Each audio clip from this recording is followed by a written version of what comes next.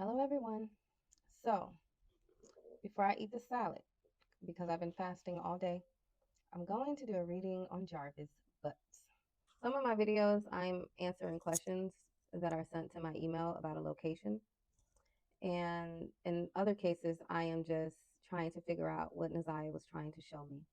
However, as of right now, I am trying to find her.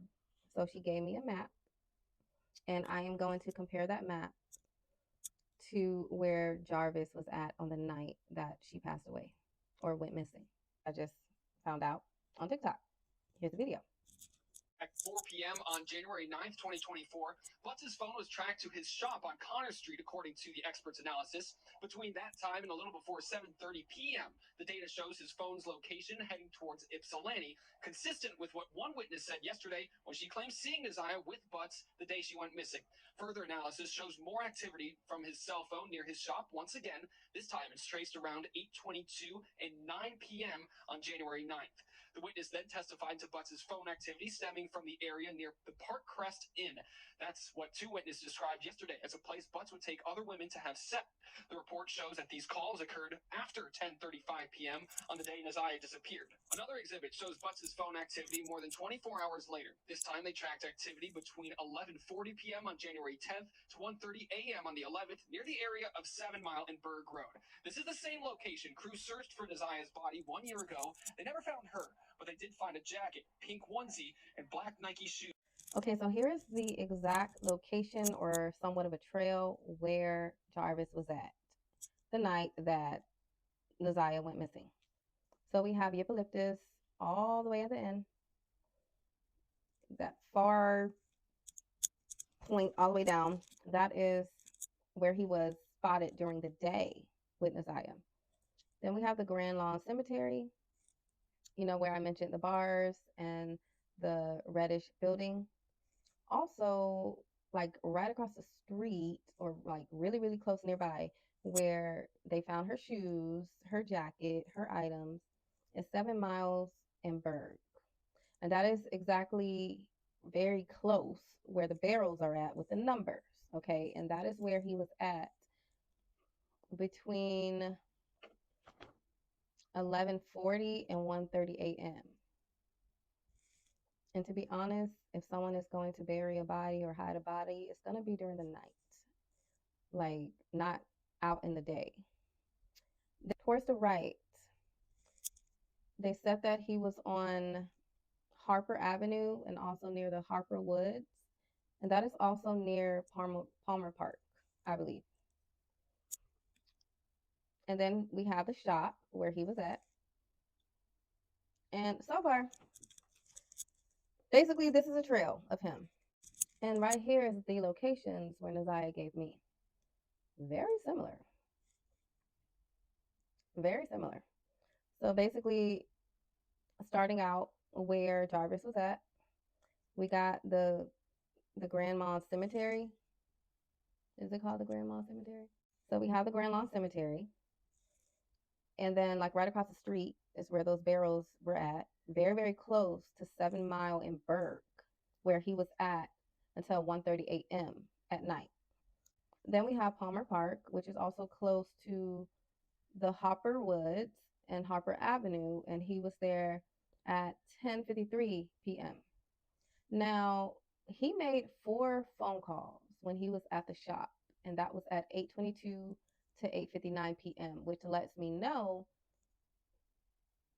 something had to happen at the shop. He was clearly on the phone with multiple people trying to scramble and figure out what to do. So, with that being said, all of this is just way too damn close. In my previous readings, Naziah was consistent with the woods, with a red building. She was consistent with numbers, multiple numbers, specifically the number 8. She was big on the number 8. And let me remind you where 7 Mile in Berg, there was an address where multiple people went looking with all the barrels and the numbers. And that address was 18990-18947 off Berg Road. And that is where he was at until 1:30. But he was also near Palmer Park. around 10:53. And he was in the Harper Woods. So Nazaya showed me what happened from her perspective. However, I want to know what he did that night. So I'm gonna look into his past life. Well, a mini past life because it's not that far long ago. It's only a year. I can go further back, like way back, but it's only a year.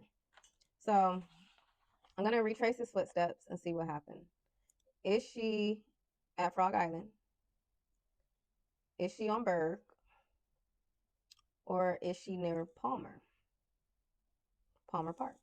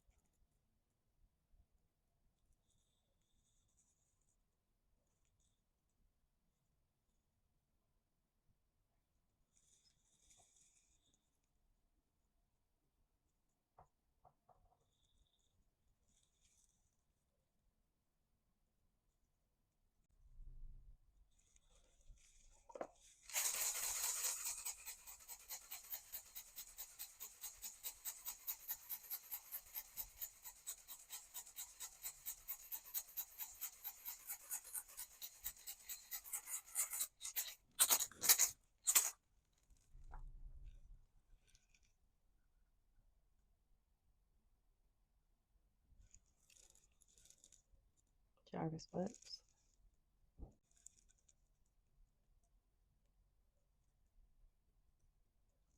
Mi habitación, bon mamayo, bon papayo. Take me to the time when Isaiah Harris disappeared. Show me through his eyes.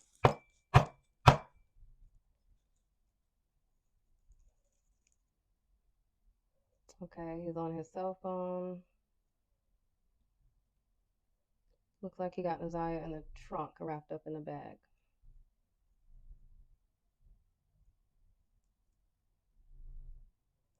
He's nervous. He's arguing with bald head guy. He's outside of his garage. He said, man, Shannon, it was not supposed to be like this. He's arguing with him.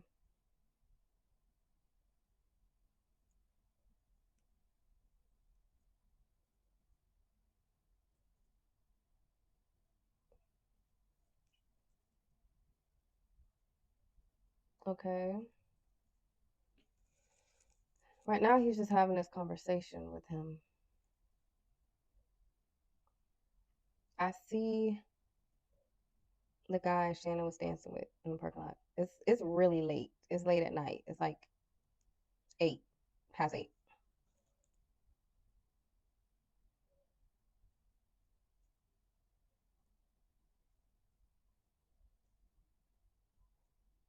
Okay, Shannon is coming out of the shop. They get in this car.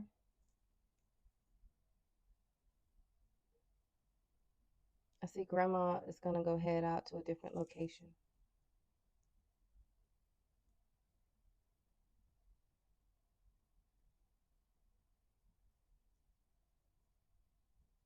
Berg.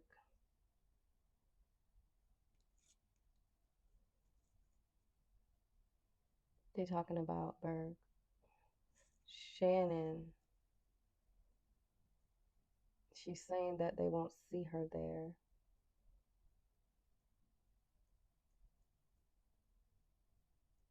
They arguing.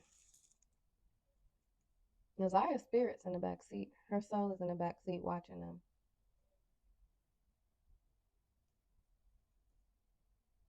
He's very like he's fidgeting. So they're gonna stop somewhere. His plan is to get the police off their trail and put some of Nazia's things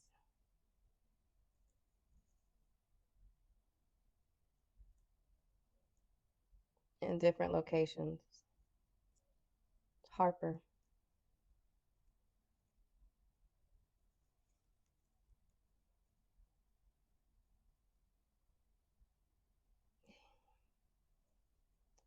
So he's on 2000 and Harper right now, talking to, I guess, a friend, not telling them, but telling them, like, man, I really need your help.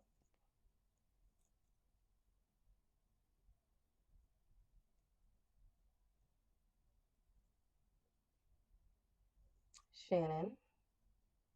Ooh, but ain't that a twist? Miss Sister's in the back seat. Shannon's sister in the back seat. Okay. Oh, Shannon's crying. She's saying I had no choice. I got kids. She's on the phone with her mom. They're driving.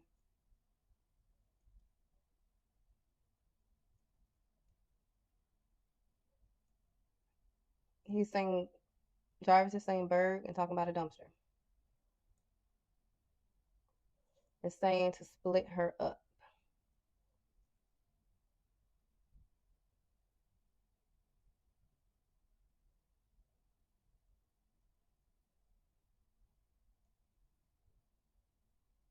Okay, they're taking her out. It's really late now. Moon is out. Moon's yellow. This looks like that exact place where the barrels were at.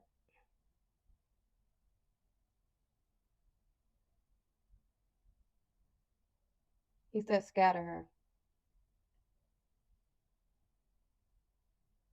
He's also going to call someone to help him on the phone. He's on the phone with someone asking for help.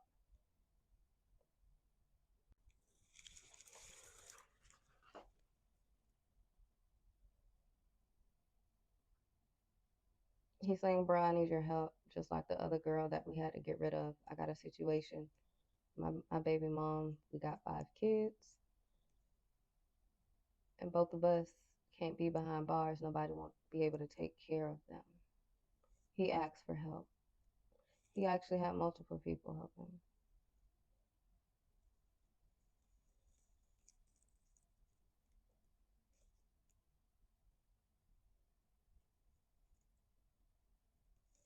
And there I see death. Yep, there's the barrels. I see the barrels. There's the barrels. Let me see where they're taking her. They're going past the barrels.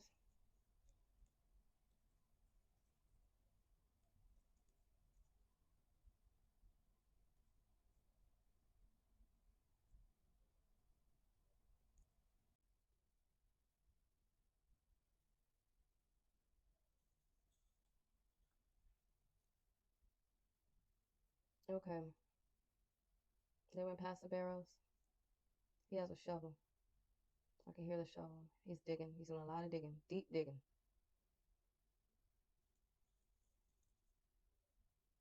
Someone's there. A slim black girl. She's there. I think she got braids in her hair. Braids or crochet.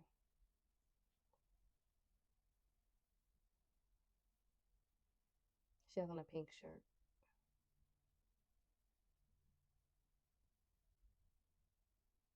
with black pants.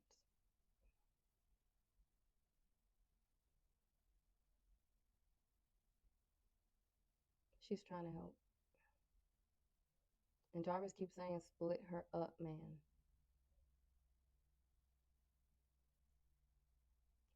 He's yelling at Shannon,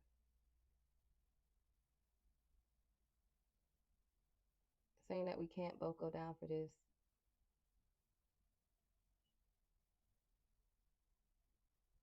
Because no one's going to take care of kids. The grandma shows up. Okay. What does grandma want? She's telling them they need to get their stuff together. She's telling them where they were both at. You were at my house and you did this. It's almost like she was securing their alibis, like they were all each other's alibis. Now I see barrels being pulled, Jarvis pulling barrels, and he's putting it by this house. I see barrels. I see Jarvis dragging the two barrels. Like it's like he's putting barrels together just so people won't notice the difference. 11.